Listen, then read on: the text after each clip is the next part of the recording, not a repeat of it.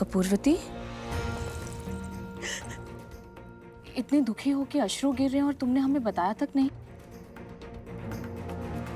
बताओ क्या बात है? दासी के जीवन की समस्याओं में अपना समय नष्ट ना करें महारानी। कपूरवती, आपके उद्यान भ्रमण का समय हो रहा है महारानी। मैं पंखा झलने वाली को बुलाती हूँ। केवल दासी नहीं हो तुम, हमारी बहन जैसी हो। और तुम जानती हो कि हम तुम्हें ऐसी अवस्था में नहीं देख सकते हैं। बताओ ऐसा कौन सा दुख है जो तुम्हें भीतर ही भीतर खाया जा रहा है? यदि हमारे सामर्थ्य में होगा तो हम तुम्हारा दुख अवश्य दूर करेंगे। जो मैं चाहती हूँ महारानी वो संभव नहीं है। वो सब हम पर छोड़ दो, केवल अपने मन की बात बताओ। दीदी, बचपन से ही मैंने एक स्वप्न देखा है। मेरा विवाह किसी राजा से हो और मैं उनकी रानी बनूं। जन्म के बाद से जो कष्ट मैंने सहे, मैं नहीं चाहती कि उनकी छाया भी मेरी संतानों के भाग्य पर पड़े। और इसके लिए मैंने बहुत कुछ सहा, बहुत कुछ सीखा। हर ढंग से अपने आप को किसी राजा के योग्य बनाने का प्रयास किया है मैंने, किंतु मेरे भाग्य ने मेरे परिश्रम को पारिश्रमिक दिया ही नहीं। मैं सेविका बनकर ही रह गई। मेरा एकमात्र स्वप्न अधूरा रह गया, अधूरा रह गया। हमारे रहते ऐसा कभी नहीं होगा। हृदय से बहन माना है तुम्हें, और प्रथा के अनुसार दो बहनों का विवाह एक ही पुरुष के साथ हो सकता है।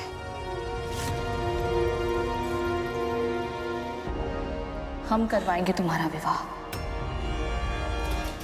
महाराज बुद्धिसेन से। कहीं मेरी आशा टूट ना जाए। आप वचन दीजिए मुझे।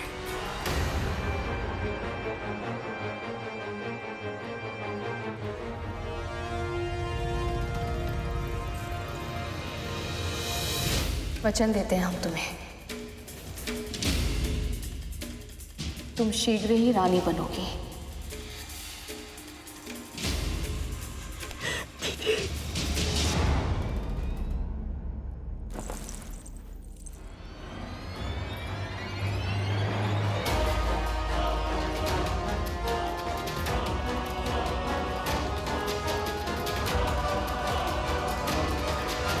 आप ऐसा सोच भी कैसे सकती हैं महारानी?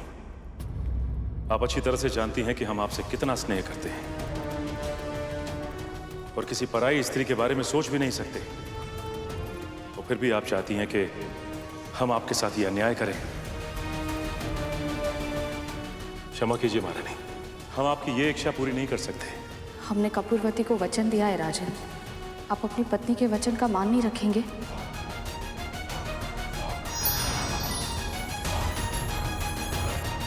देवी कपूरवती का स्वभाव तो बिल्कुल माता कद्रू की तरह है, जो अपने हित के लिए किसी का भी अहित कर सकती है। तो राजा बुद्धिसेन से विवाह करने के बाद कपूरवती जब रानी बन गई तो क्या हुआ? फिर वही हुआ जिसका राजा और मंत्री दोनों को भय था। रानी बनते ही कपूरवती का व्यवहार बदल गया और उसने रानी शीलवती की सेवा करना बंद कर दिया।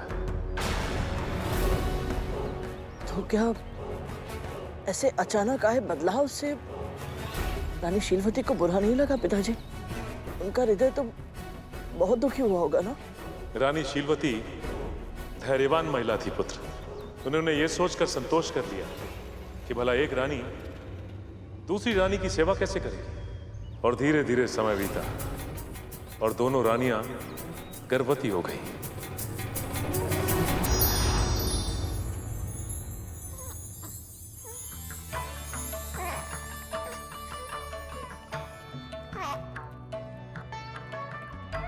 क्षमा छोटी रानी, आपका पुत्र गर्भ में ही प्राण त्याग चुका था।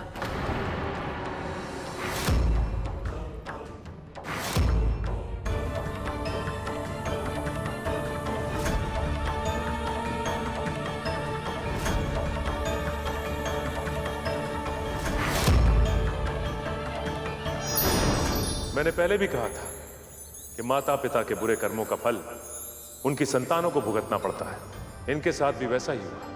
रानी शीलवती के गर्भ से एक के बाद एक स्वस्थ पुत्र जन्म लेते रहे, और कपूरवती बार बार मृत संतानों की मां बनती रही, पर इतना सब होने के बाद भी उसे अपनी भूल का आभास नहीं हुआ और समय का चक्र अपनी गति से घूमता रहा।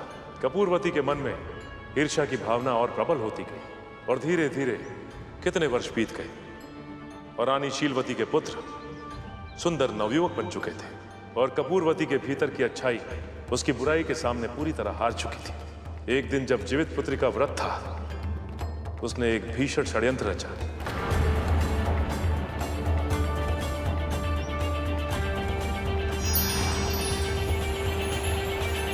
क्या कर रही हो मनोरमा? राजकुमारों के लिए भोजन बना रही हूँ छोटी रानी। ठीक है, आप एक काम करो, वहां से एक थाली ले आओ। जी।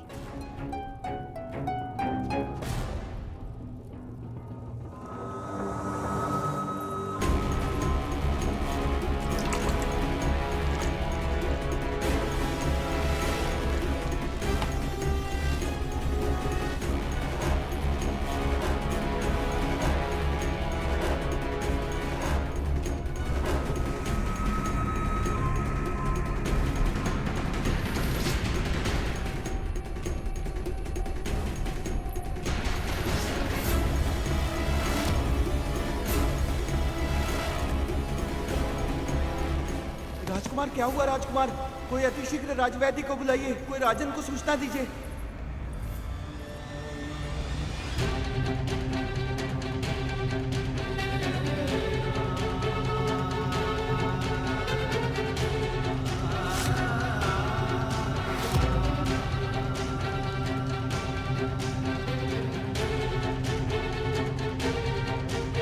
ये क्या हो गया? मेरे पुत्र, मेरे पुत्र राजकुमार, आप सब हमें ऐसे छोड़ के नहीं जा सकते। दीदी, जब उन्हें पता चलेगा तो कैसे संभालेंगी वो अपने आप को? किंतु क्या करें, सूचना तो देनी होगी ना। हाँ।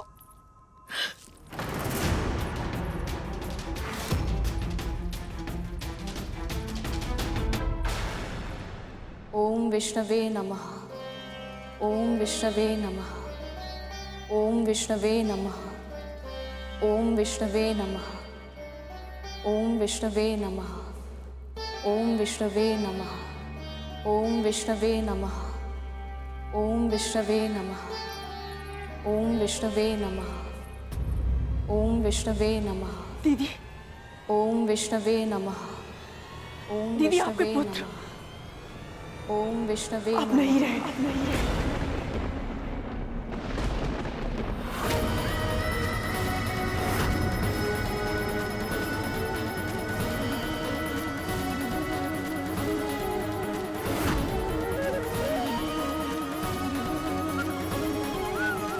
ओम विष्णवे नमः। ओम विष्णवे नमः।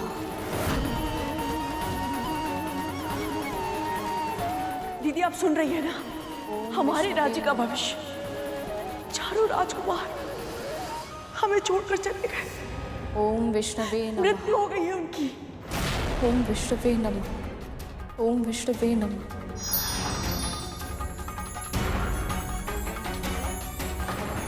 परंतु पिताजी, रानी शीलवती ने तो कोई अनुचित कार्य नहीं किया था, पर उनके साथ ऐसा अत्याचार क्यों?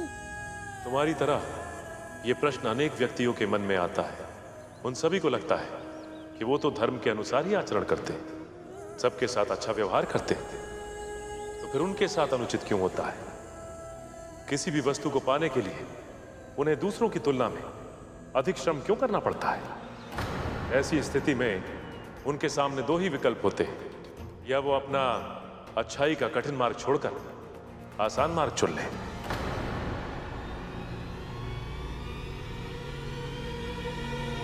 और जो दूसरा विकल्प चुनते हैं गरुड़, उन्हें प्रभु कभी निराश नहीं करते। शीलवती के साथ भी ऐसा ही हुआ। उनके व्रत और उनकी अखंड भक्ति से प्रसन्न होकर श्री विष्णु ने उन्हें साक्षात दर्शन दिए। ओम विष्णवे नमः। ओम विष्णवे नमः।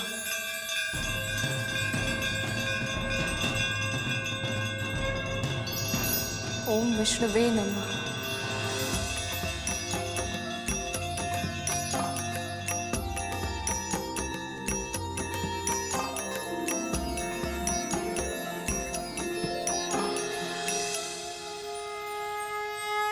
देवी शीलवती,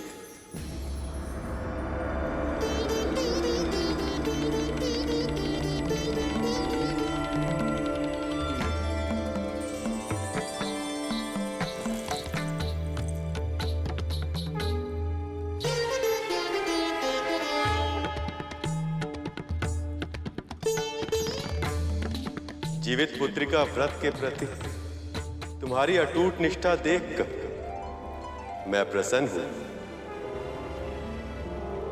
संकट के समय भी मुझ पर विश्वास रखकर तुमने इस अद्भुत व्रत की महिमा को और अधिक सिद्ध किया है। इसी का परिणाम कि तुम्हारे सभी पुत्र पुनः जीवित होंगे और दीर्घायु होंगे।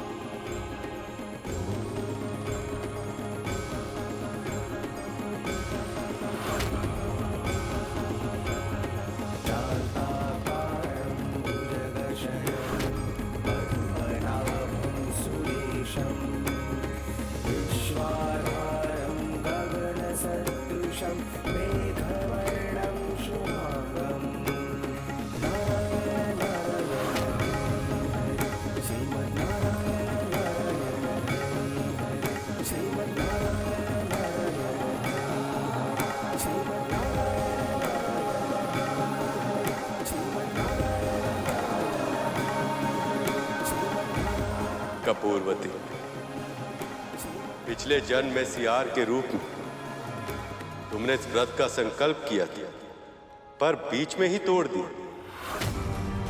उसी का परिणाम था कि तुम्हें मनुष्य योनि तो मिली, किंतु तुम्हारा जन्म निर्धन अवस्था में हुआ।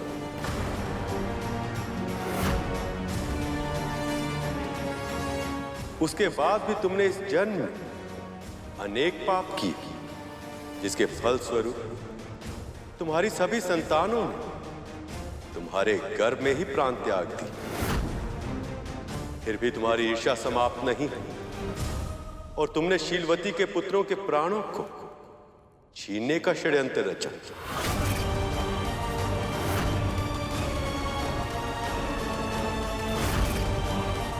किंतु उनके मातृत्व की शक्ति के कारण तुम्हारा यह षड्यंत्र असफल हुआ।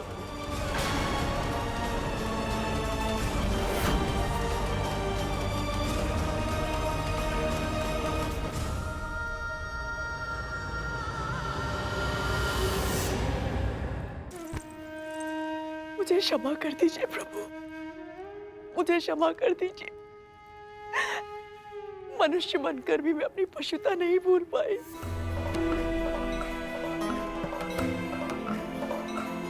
जिसने मेरा जीवन संवारा,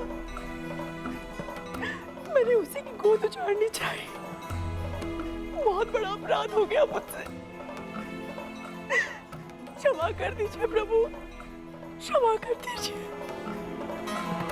सच्चे हृदय से किया गया पश्चाताप ही तुम्हें तुम्हारे पापों के बोझ से मुक्त कर सकता है।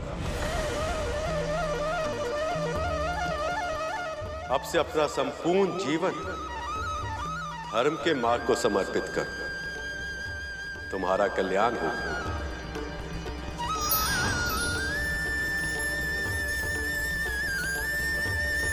बड़ी माँ भी यदि मन से पश्चाताप कर ले तो शायद नाग भाइयों को जीवन दान मिल जाए।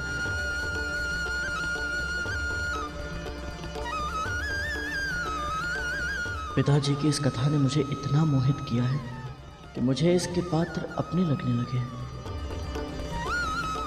स्वामी, मुझे भी जीवित पुत्र का व्रत करना है। मुझे विधि बताइए आप।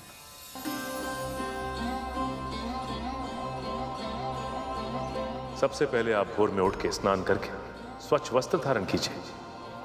उसके बाद कुशा से बनी प्रभु की प्रतिमा को पुष्प, दीप, चावल आदि अर्पण कीजिए।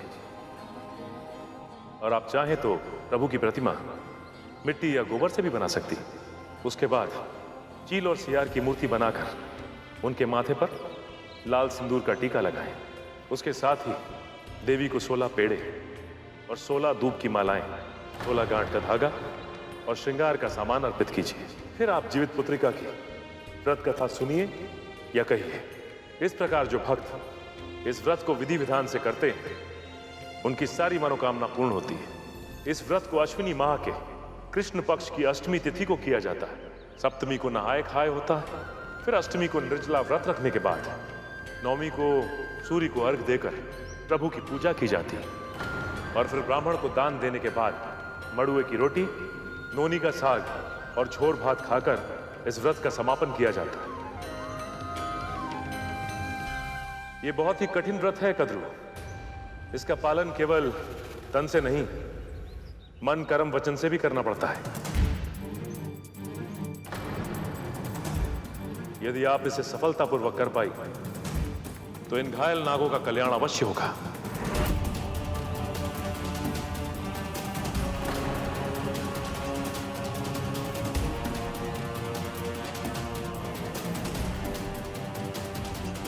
मैंने ये व्रत कभी किया नहीं है। मुझे भय लग रहा है कि मुझसे कहीं कोई भूल ना हो जाए।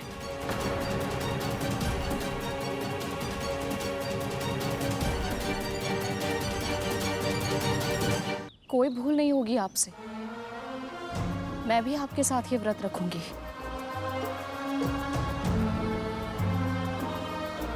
जब दोनों माएं साथ में प्रार्थना करेंगी तो नारायण कृपा अवश्य करेंगे। आप दोनों व्रत पर ध्यान केंद्रित कीजिए। पूजा की सामग्री मैं इकट्ठी करता हूँ। जब तक आपका व्रत चलेगा तब तक हम अपने भाइयों की रक्षा करेंगे माँ। जी माँ, हम अपने भाइयों का ध्यान रखेंगे।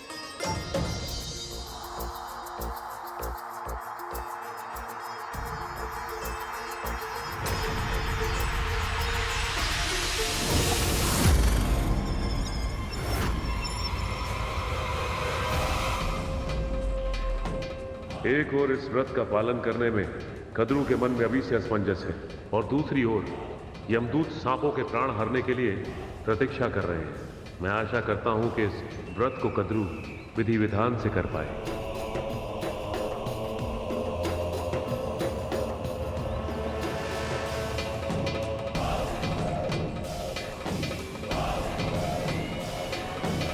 पिताश्री वहां क्या देख रहे हैं? मुझे कुछ दिखाई नहीं दे रहा। मुझे जाना होगा।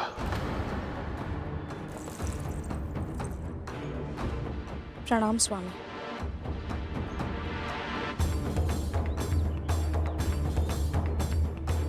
विंता, आपसे मैं आवश्यक चर्चा करनी है।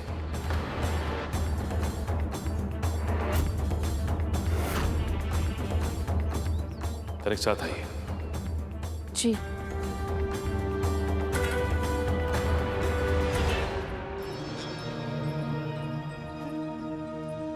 विंता,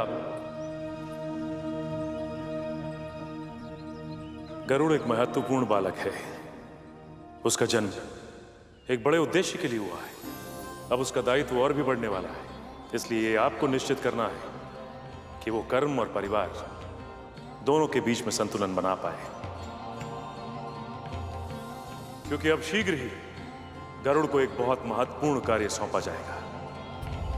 कौन सा कार्य स्वामी? प्रभु विष्णु और मां लक्ष्मी को मिलाने का कार्य।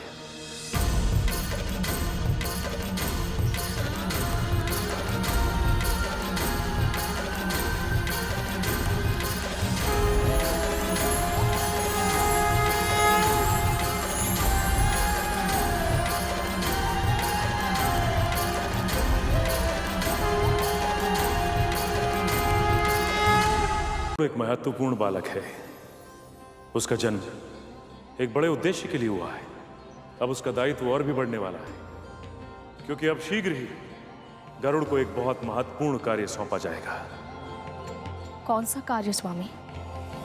प्रभु विष्णु और मां लक्ष्मी को मिलाने का कार्य।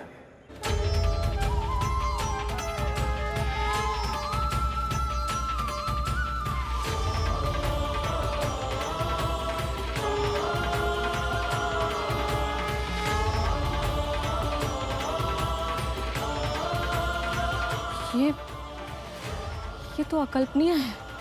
ये इच्छा गरुड़ ने स्वयं प्रकट की थी कि वो विष्णु और लक्ष्मी के मिलन में सहयोग दे पाए। भैया, क्या कोई ऐसा उपाय है जिससे मैं इन दोनों को फिर से एक कर पाऊं? यदि वैकुंठ में सच्चे हृदय से इच्छा व्यक्त की जाए तो अवश्य पूरी होती है। शीघ्र ही लक्ष्मी जी को वापस लाने के लिए समुद्र मंथन किया जाएगा और गरुड़ को उसमें अपना योगदान देना होगा।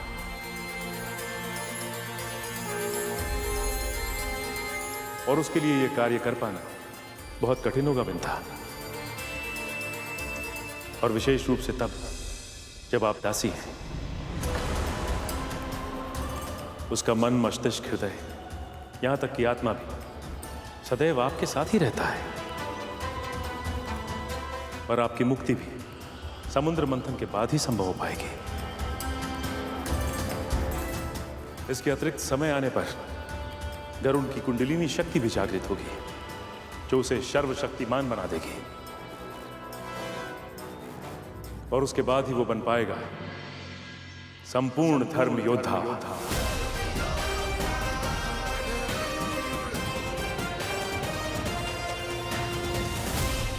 मैं समझ गई स्वामी। सृष्टि के जिन उद्देश्यों के लिए मेरे पुत्र का जन्म हुआ है, उसे उन सभी के योग्य बनाने के लिए जो आवश्यक होगा मैं सब करूंगी।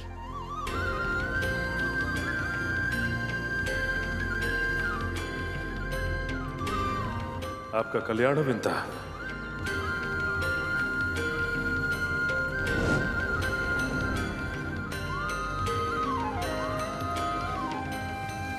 गरुड़ कहाँ गया ये?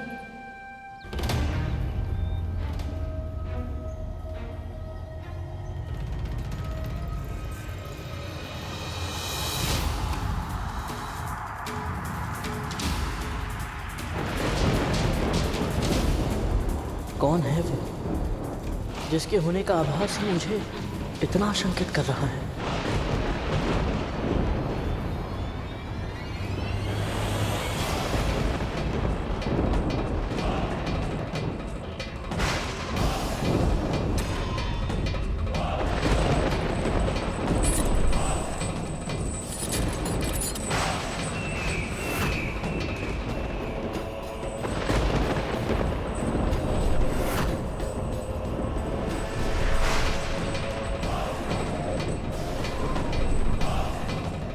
कौन है ये रहस्यमयी छाया, और यहाँ इनकी उपस्थिति का क्या कारण है?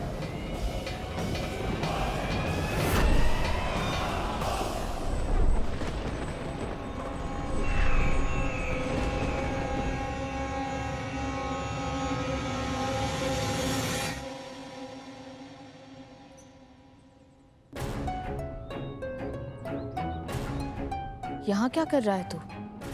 कुछ नहीं माँ, बस विचित्र सी घबराहट हो रही है। माँ, मेरे नाग भाई स्वस्थ तो हो जाएंगे ना? मन में विश्वास और संदेह एक साथ नहीं रह सकते गरुड़। तुझे मेरी विष्णु भक्ति पर विश्वास है ना, तो अपने मन से सारे संदेह मिटा दे। तू बस ये सोच कि इस व्रत को सफल बनाने में तू क्या योगदान दे सकता है। शेष सब कुछ प्रभु विष्णु पर छोड़ दे। यदि उनकी इच्छा हुई तो तेरे भाइयों के प्राण अवश्य बचेंगे।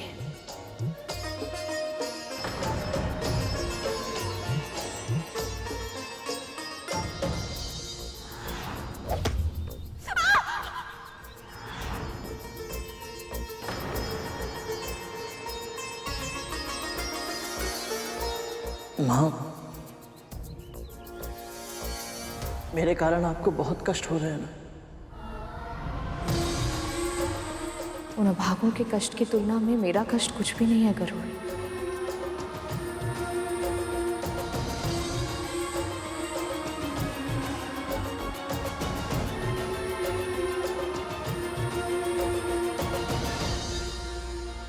माँ का व्यवहार कुछ विचित्र सा लग रहा है। निश्चित ही वो मुझसे निराश है, क्योंकि नागों की ये अवस्था मेरे कारण हुई है। हे प्रभु, शीघ्र ही मेरे नाग भाइयों को स्वस्थ कर दीजिए। मेरी प्रार्थना सुन लीजिए प्रभु।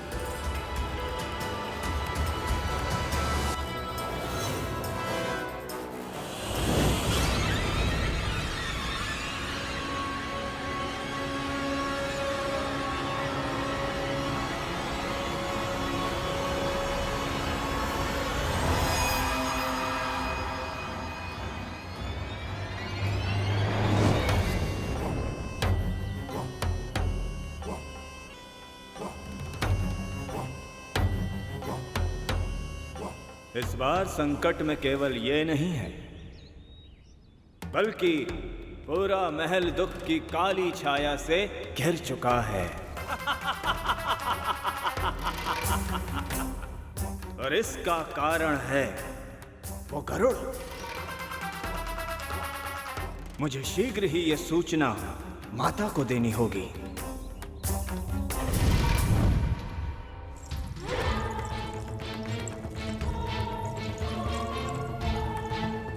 ध्यान का है तेरा?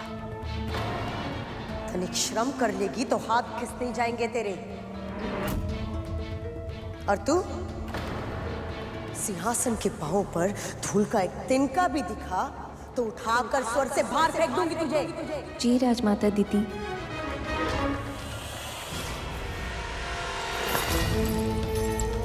इतने वर्षों तक हमने देवराज इंद्र के लिए सिंहासन को स्वच्छ किया है, परंतु उनसे भी कभी ऐसे वचन सुनने को नहीं मिले। और कभी सुन भी नहीं पाएंगे।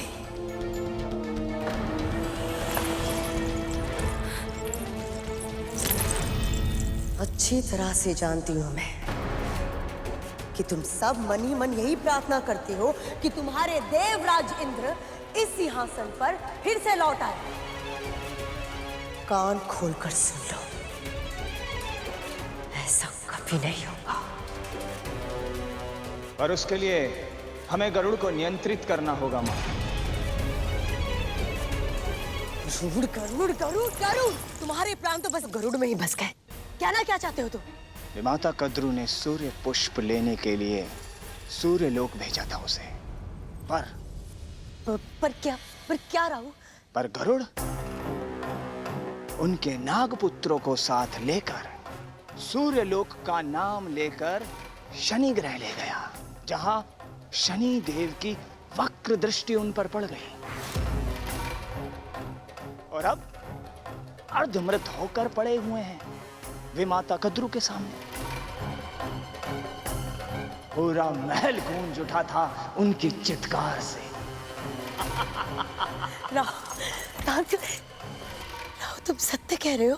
हाँ माँ, हमारे पिता ने कद्रू और विंता दोनों विमाताओं को जीवित पुत्र का व्रत करने के लिए कहा है, पर उन नागों की दशा देखकर मुझे ऐसा लगता है कि उनके प्राण नहीं बचेंगे। और बचने भी नहीं चाहिए। यदि उसके नागपुत्र यमलोक पहुंच गए तो कद्रू और उसके अन्य नागपुत्र गरुड़ को नहीं छोड़ेंगे। या तो शेष बचे नाग गरुड़ को डस लेंगे, या तो फिर गरुड़ उन पर आक्रमण कर अपने पंजों से उन्हें नोच लेगा। इस युद्ध का परिणाम चाहे कुछ भी हो, पर इस युद्ध में हमारा एक शत्रु अपने प्राण अवश्य खो बैठेगा। और ऐसा ही हो, इसके लिए मुझे निश्चित करना होगा कि विंता और कद्रू का जीवित पुत्र का व्रत सफल ना हो। उसके अर्धमृत नाग पूर्ण रूप से मृत हो जाए।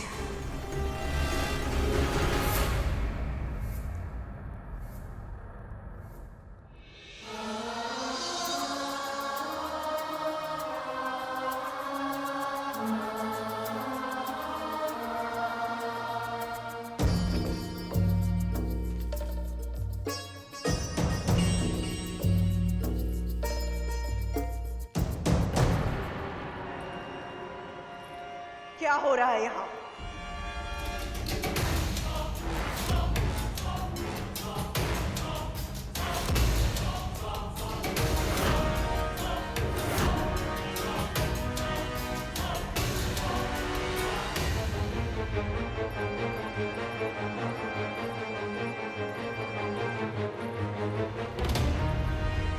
मुझे लगा धृत कुमारी का ये लेप इनकी जलन में सुधार लाएगा।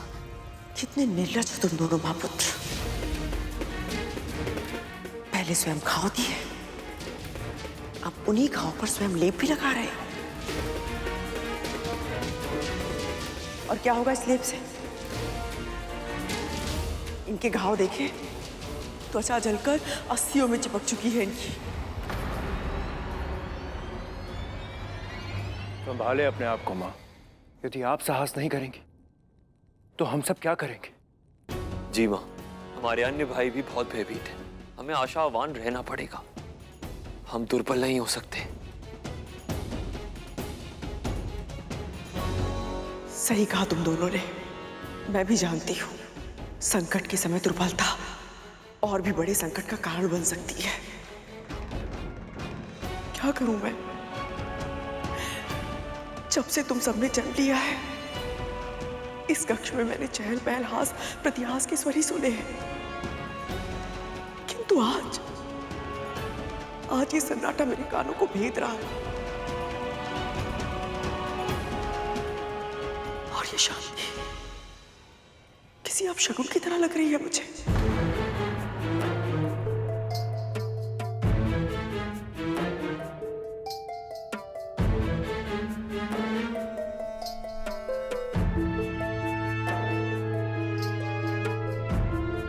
दे मुझे।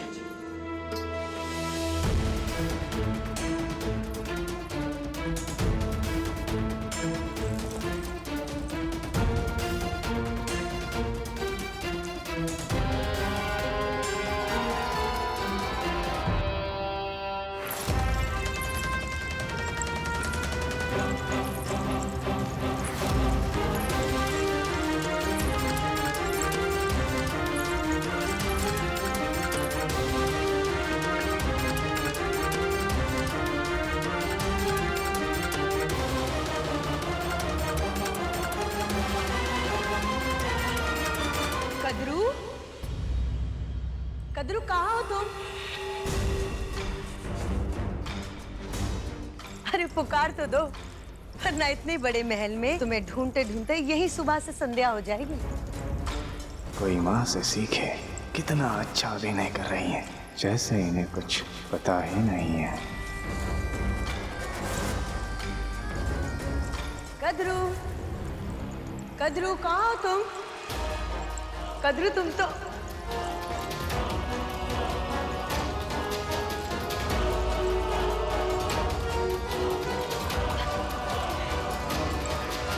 क्या बात है, आज पूरा परिवार इकट्ठा है। कोई शुभ अवसर है क्या?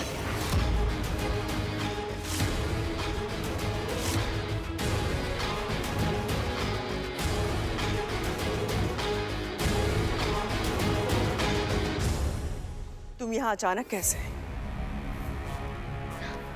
कद्रू, मैं जब भी आती हूँ तुम मुझसे यही सवाल करती हो। अब तुम ही मुझे बताओ, क्या एक बहन दूसरी बहन से मिलने नहीं आ सकती? और तुम्हें तो मेरा स्वभाव अभी तक पता चल जाना चाहिए कि संकट और दीदी बताकर नहीं आते।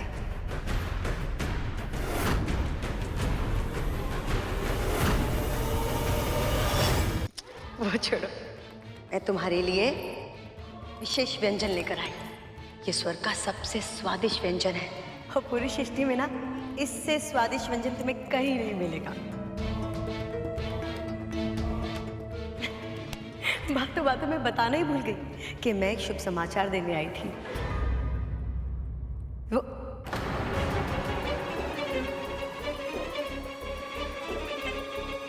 मैंने कुछ अनुचित कह दिया क्या कद्रू?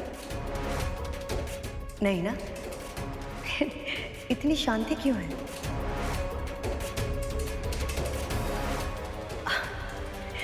वो तुम्हारे शेष पुत्र किधर है? उनसे कहो कि उनकी दीदी माँ है।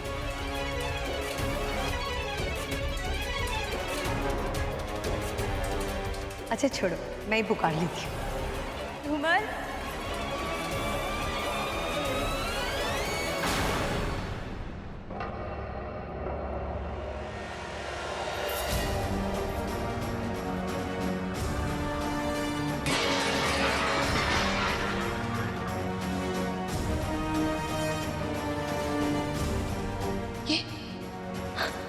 ये क्या हुआ इनके साथ?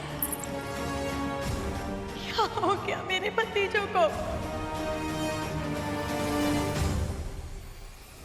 किसने की? किसने की मेरे भोले भाले बच्चे की ऐसी दशा?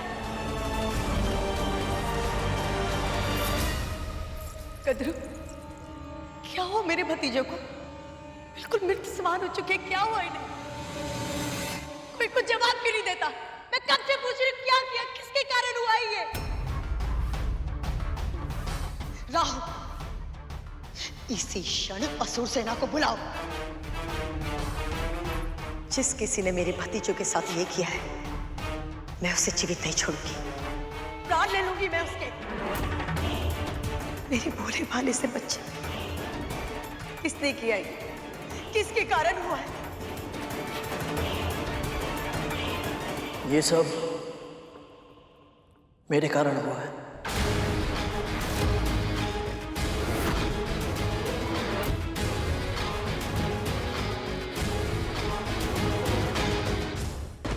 तेरे कारण? एक दास होकर तूने अपने स्वामियों पर आक्रमण किया? साहस कैसे हुआ तेरा?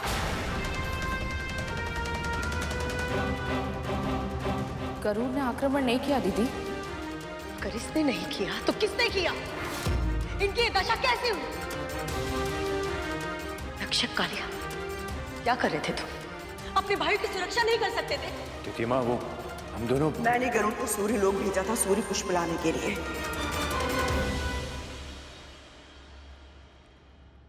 किंतु मेरे पुत्र भी उसके साथ चले गए और गरुड़ के पंखों के स्थान पर तुम्हारे पुत्र चल गए। क्यों कद्रू? क्यों किया तुमने ऐसे? क्यों जाने दिया अपने पुत्र को? तिथि माँ, हमें तो पता ही नहीं था। पता नहीं चला? तुम्हारी दृष्टि के सामने ये दास तुम्हारे पुत्र को अंतरिक्ष में उड़ा के लेकर चला गया और तुम्हें पता नहीं चला। इस तरह से नियंत्रित कर रही हो तुम कद्रू, इस तरह से। और तू विंता, तेरा पुत्र कद्रू का हित करने का षड्यंत्र कर सकता है, ये मैं एक क्षण के लिए मान सकती हूँ, पर तूने क्यों नहीं रोका? कहीं ऐसा तो नहीं कि तू भी यही चाहती थी कि ऐसा कुछ हो?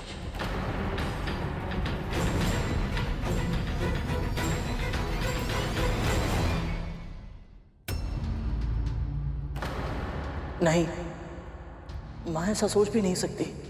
संभव है, और ये भी संभव है केस ने सबके मस्तिष्क में ऐसी छवि इसलिए बनाई हो ताकि ये कोई भी षड्यंत्र करे और कोई कल्पना भी ना कर पाए कि ये ऐसा सोच सकती है।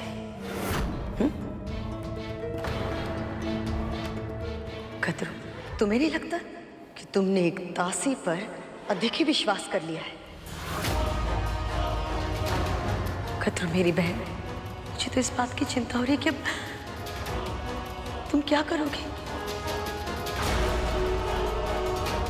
तुम्हारे पुत्र को देखो, मुझे तो भाई लग रहा है कि ये जीवित भी हो पाएंगे या नहीं। दीदी,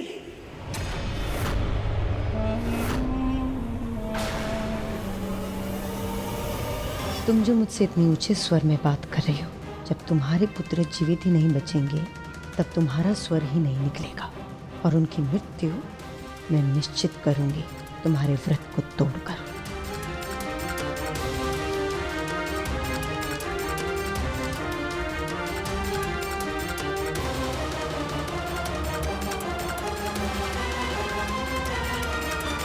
हमारे पुत्रों को देखो, मुझे तो भाई लग रहा है कि ये जीवित भी हो पाएंगे या नहीं। दीदी,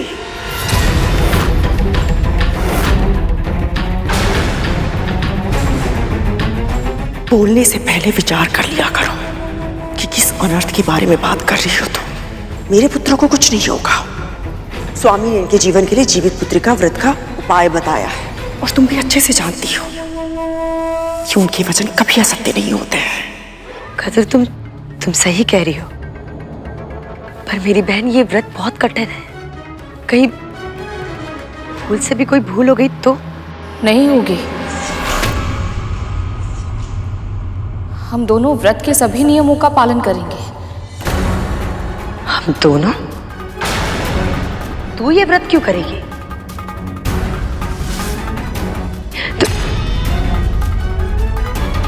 अच्छा, समझ गई। क्योंकि तू भयभीत है। ये नाग अगर स्वस्थ हो गए तो कद्रू को बता देंगे कि इन पर आक्रमण तेरे पुत्र गरुड़ ने किया है, और फिर तेरे पुत्र की रक्षा कौन करेगा?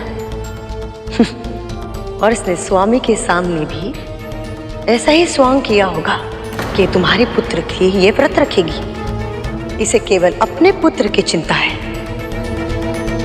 तुम्हारे पुत्रों की नहीं।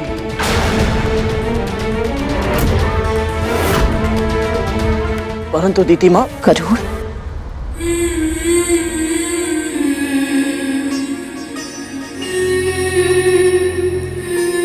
महारानी, कल व्रत आरंभ होने से पहले महल की स्वच्छता और शुद्धिकरण बहुत आवश्यक है। भूल से भी यदि कोई अपवित्र वस्तु महल में रह गई तो व्रत भंग हो जाएगा। ठीक है, तुम दोनों जाके बाहर की झाड़ पोंछ कर लो, और हाँ, रसोई घर भी स्वच्छ कर लेना। जी।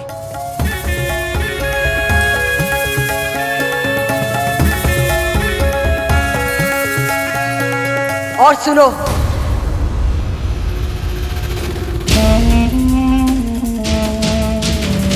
ध्यान रखना कि कोई भूल से भी फूल ना हो जाए।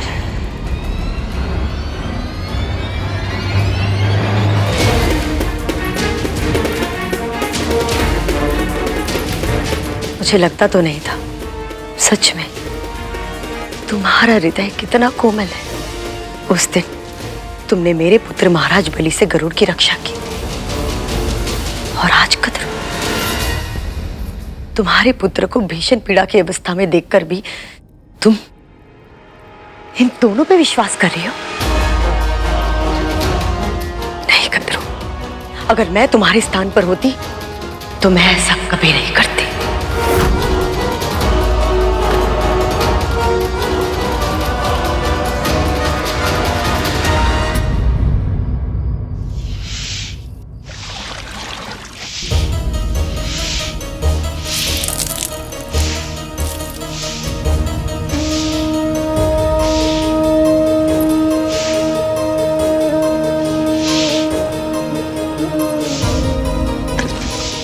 लाइए माँ, मुझे दीजिए।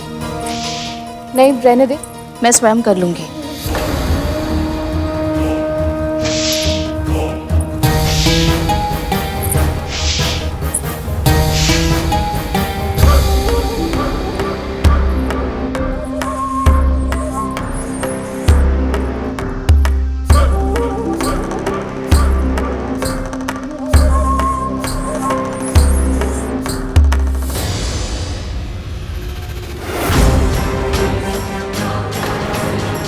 शनिदेव का प्रसाद काला हो गया।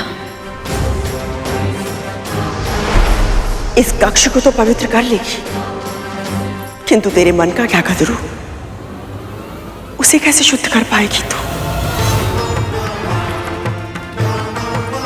क्या इस अपराध बोध से तुझे मुक्ति मिलेगी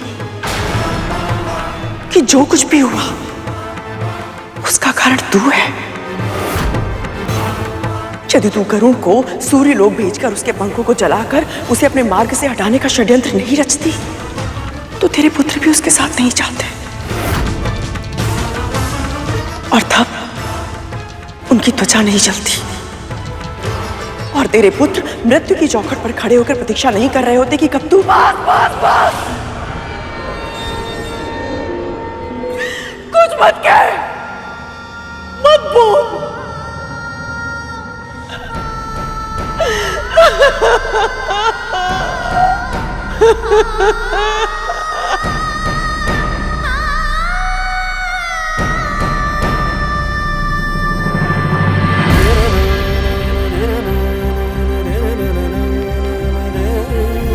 कालिया, क्यों सता रहे हो इन्हें? दे दोगे?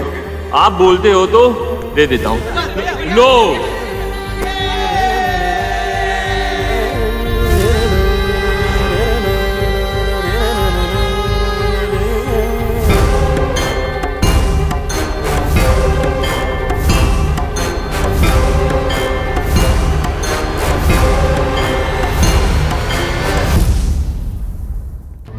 राहु, मुझे मुर्गी चाहिए।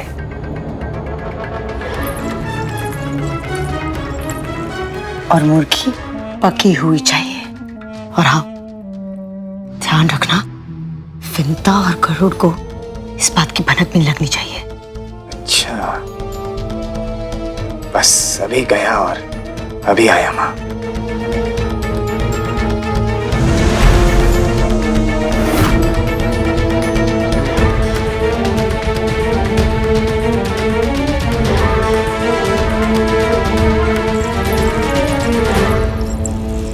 तुम दोनों ने आंगन स्वच्छ कर दिया? जी।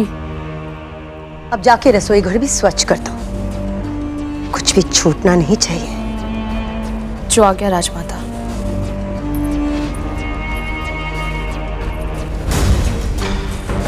वैसे तुम्हारे रसोई घर को स्वच्छ करने का कोई अर्थ नहीं होगा, क्योंकि तुम्हारे उस स्थान को अशुद्ध करने की योजना मैं पहले ही बना चुकी हूँ।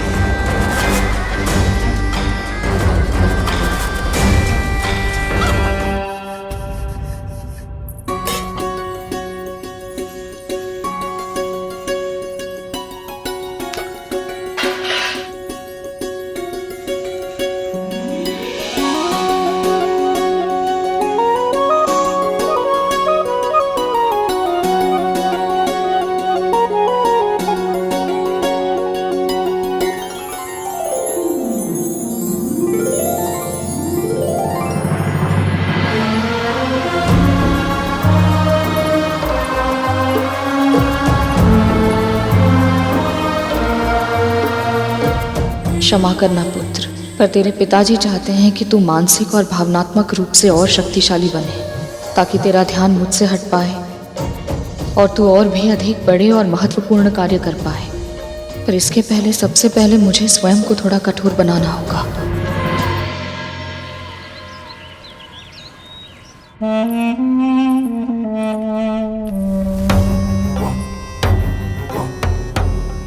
बहुत बढ़िया, अब इसे वहां पे रख दो।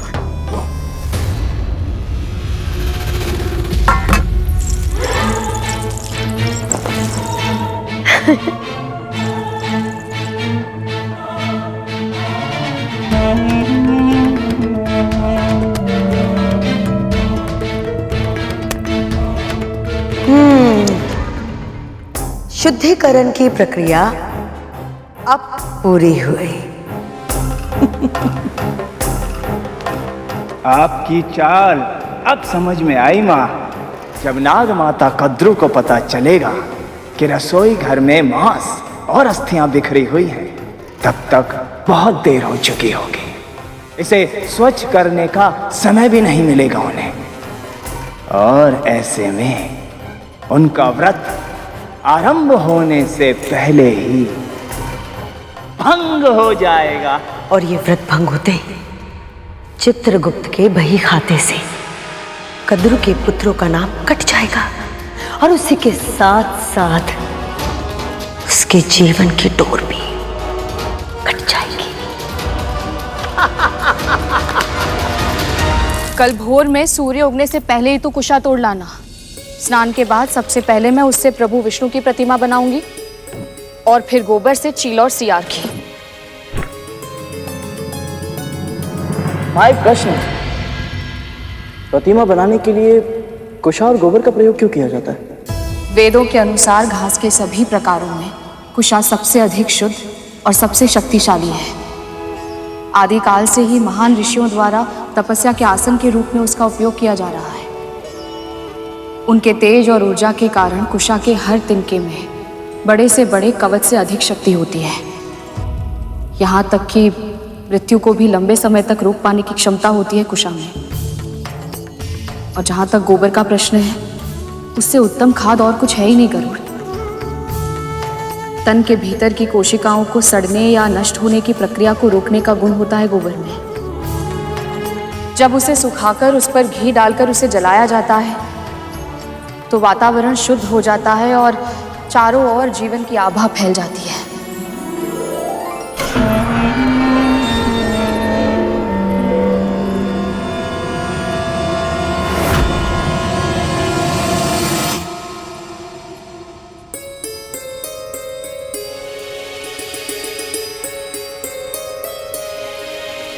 तूने कुछ खाया है क्या? नहीं माँ। हाँ, ये सूर्यदेव ने जो शहद दिया था बस उसी का सेवन किया माँ। तो फिर ये मांस की दुर्गंध कैसी है? कहाँ से आ रही है? हाँ माँ, ये गंध तो मांस की है, परंतु हम तो पूरे महल की झाड़ पोछ कर चुके हैं। पर कार्य समाप्त नहीं हुआ। यदि सूर्योदय तक महल के किसी भी कोने में एक भी अस्थि रह गई तो व्रत आरंभ होने से पहले ही भंग हो जाएगा।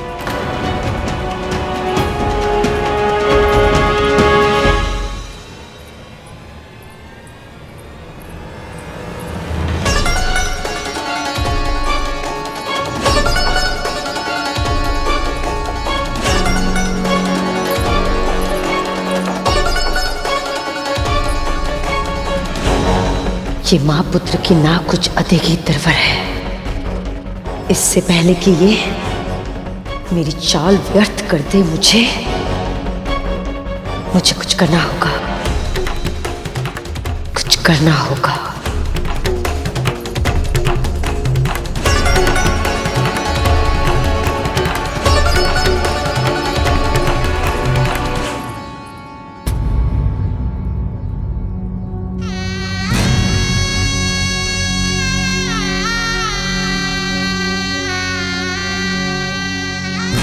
देखिए माँ, हम आपके लिए क्या लाए हैं। दुनिया के सबसे अनोखे, दुर्लभ और मूल्यवान।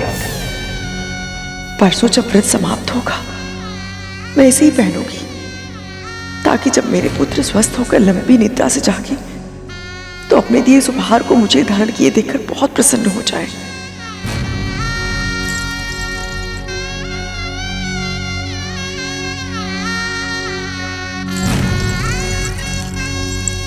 वक्त विश्वास करना तो कोई तुमसे सीखे। तुम यहाँ आभूषण चुन रही हो और वहां वो विंता और गरुड़। क्या हुआ? क्या हुआ?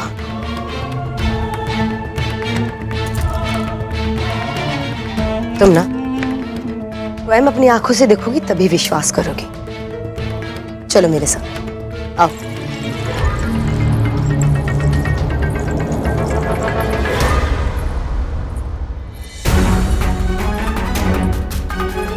अस्थियों की गंध तो यहीं से आ रही है, पर यहाँ तो सब स्वच्छ ही है। अवश्य ही हमें कोई भ्रम हुआ होगा। एक क्षण माँ।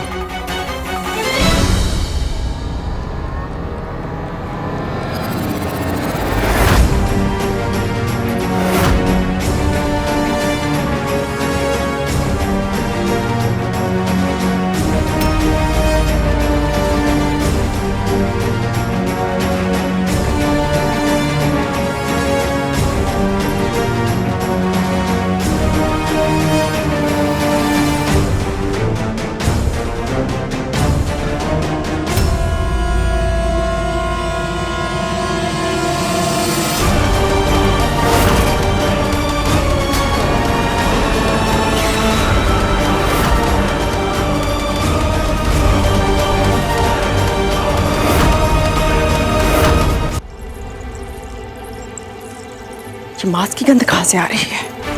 तुम्हारे पुत्र तो कुछ खाने से रहे और विंता तो शाकाहारी है। मेरा पेट तो पहले से भरा हुआ है। तो फिर कौन हो सकता है जो गरुड़?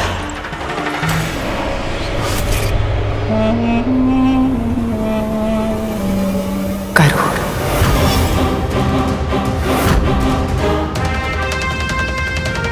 माँ,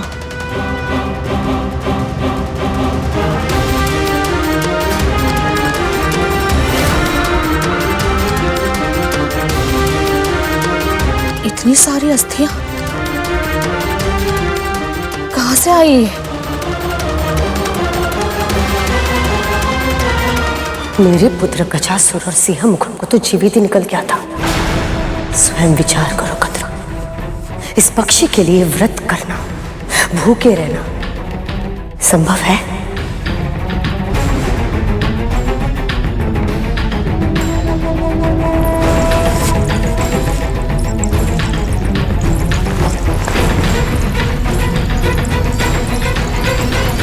गरुड़, ये सारी अस्थियां ले जा और कहीं दूर फेंका। जी माँ।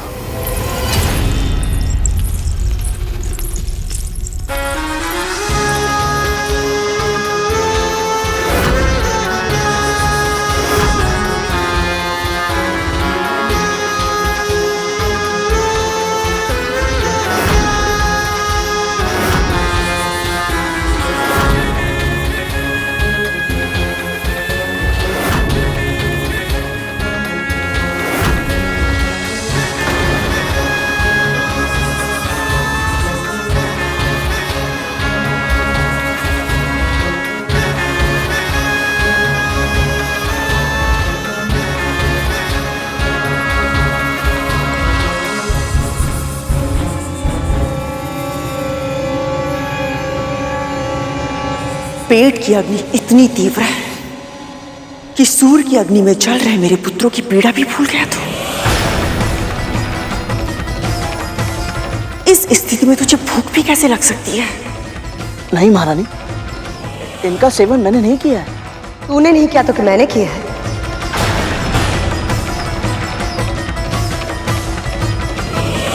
कितना भरोसा किया था ना तुमने इन दोनों पर कि ये तुम्हारा महल स्वच्छ करेंगे, लेकिन ये दोनों तो अशुद्ध करने पर लगे हुए हैं।